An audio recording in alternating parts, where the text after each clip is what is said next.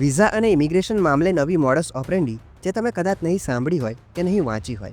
એમ તો વિઝાના નામે ફ્રોડ કરતા લોકો વિરુદ્ધ કેસ થાય એ તો સામાન્ય વાત છે, પણ છેલ્લા થોડા સમયથી એવા ઘણા કિસ્સા સામે આવી રહ્યા છે જેમાં ફ્રોડ કરનારા ભોગ બનેલ લોકો વિરુદ્ધ કેસ કરી રહ્યા છે. હવે તમને વિચાર આવશે કે આ કઈ રીતે થાય, તો એમાં વાત કંઈક એમ છે કે આ લોકો વિદેશ જવા ઈચ્છતા લોકોને વર્ક પરમિટ અપાવવાના નામે વિશ્વાસ જીતી પૈસા લઈ લે છે. પછી થોડા સમય બાદ કામ નથી થયું એમ કરીને પૈસા પાછા પણ આપી દે છે. હવે તમને લાગશે કે આ ફ્રોડ કઈ રીતે, પણ આ લોકો પૈસા લેતી વખતે કેશ લે છે અને પરત બેંક ટ્રાન્સફર કરી આપે છે.